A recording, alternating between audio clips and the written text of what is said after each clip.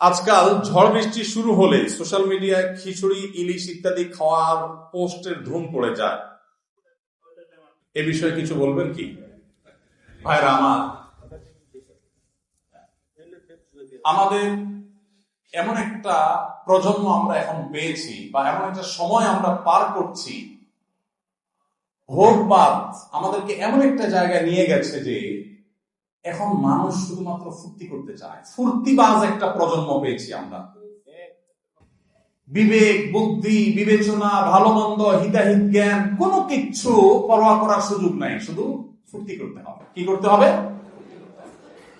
আপনারা সোশ্যাল মিডিয়াতে হয়তো অনেক ছবি দেখেছেন যে দাদা কিংবা নানা মারা গেছে, লাশের ছবির সাথে লাশের সাথে এসে সেলফি তোলে দাগ বের করে।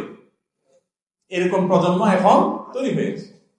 ভোর রাত সাহারির সময় দোয়া কবুল হয়, কান্নাকাটি করার সময় সাহারি পার্টি হয়, ফুর্তি।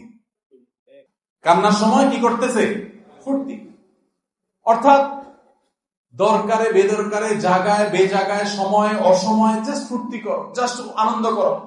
ভোগবাদ এবং বস্তুবাদ আমাদেরকে এমন একটা জায়গায় নিয়ে গেছে, সব জায়গায় দেখবেন শুধু ভোগের উন্মাদনা, শুধু ভোগের আয়োজন, শুধু ভোগের উস্কানি, কোথাও ত্যাগের কথা পাবেন না।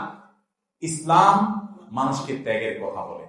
এই যে আপনার যত নববর্ষ আছে, ইংরেজি নববর্ষ বলেন, বাংলা নববর্ষ বলেন, যত নববর্ষ আছে, এগুলো সবগুলো কিসের কথা বলে? খাও দাও, ফুর্তি করো, ইলিশ খাও, পান্তা খাও, ভালো জামা পরো, শাড়ি পরো, ফুর্তি করো, তাই না? কোন ত্যাগের মহিমা নাই, ত্যাগের কোন শিক্ষা নাই। কিন্তু ইসলাম আমাদেরকে যে ঈদ দিয়েছে, দেখেন, ঈদ উল ফিতরের শিক্ষাই হলো গরিব দুঃখীকে আগে ফিতরা পাঠাও, তারপর নিজে ঈদের আনন্দ করো। তারপরে তুমি কোরবানির গোশত নিজে খাও, গরিব দুঃখীকেও খাওয়াও, তুমি ঈদের আনন্দ করো। ত্যাগ এবং ভোগ দুইটাই আছে। তো এই যে আমাদের ভোগী প্রজন্ম, এরা বৃষ্টি ঝড় হচ্ছে, তুফান হচ্ছে, এটা কি ফুর্তি করার বিষয় কিনা সেটুকু পরখ করার ক্ষমতাও নাই, হারিয়ে গেছে। সেটুকু আমাদের সব থেকে দূর হয়ে গেছে। এখন আমরা যেখানে সেখানে ফুর্তি করি। ঝড় বৃষ্টি শুরু হলে সোশ্যাল মিডিয়াতে আমরা দেখতে পাই যে আমাদের অনেকে ফুর্তি করছেন এটা নিয়ে।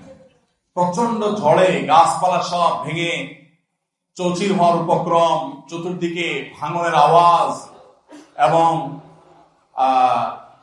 সমুদ্রের তীরে, নদীর পাড়ে থাকা মানুষ, গ্রামে থাকা মানুষ, তাদের কষ্ট এবং হাহাকার শুরু হয়। কারো ঘর জবজব করে সেখানে পানি পড়ে, কারো ঘর ভেঙে উড়িয়ে বাতাসে নিয়ে যায়, নানা রকমের সমস্যা হয়, এবং জলাবদ্ধতা মানুষের কষ্ট হয়, অনেক মানুষের অসুবিধা তৈরি হয়।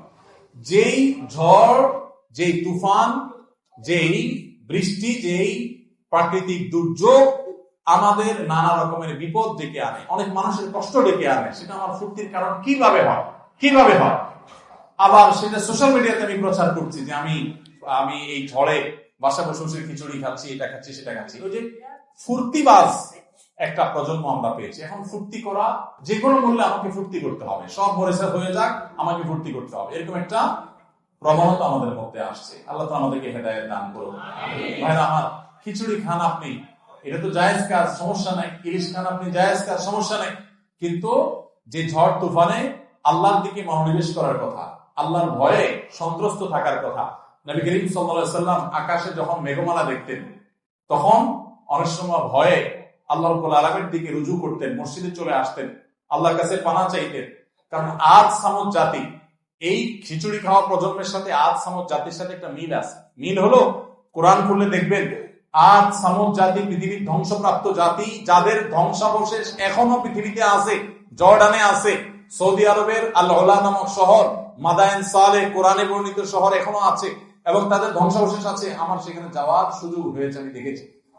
ভাইরা আমার, এই আদ সামুদ জাতি, তাদের উপর যখন আল্লাহ আযাব আসছে, তারা এটাকে এনজয় করছে, তারা ওইটা নিয়ে ফুর্তি করছে। ও সুন্দর বাতাস বইছে, হ্যাঁ, মেঘমালা আসছে, তারা মনে করছে যে আমাদের জন্য বোধহয় ভালো কিছু আসছে, কিন্তু সেটা তাদেরকে ধ্বংস ডেকে আনছে।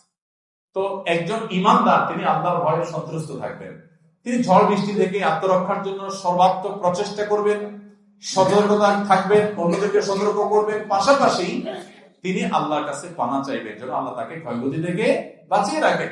তিনি ফুর্তি করবেন না, সব জায়গায় ফুর্তি করা। এই যে দেখেন চন্দ্রগ্রহণ সূর্যগ্রহণ, এটাকে এনজয় করে এখন আজকাল মানুষ, তাই না? দূরবীন দিয়ে দেখে, চন্দ্রগ্রহণকে এনজয় করছে। এই কথাগুলো বলাটাও এখন এমন একটা পর্যায়ে চলে গেছে, আমরা এমন লেভেলে চলে গেছি যে এগুলো শুনলে মনে হয় সেকেলে পুরান কথাবার্তা কি বলে।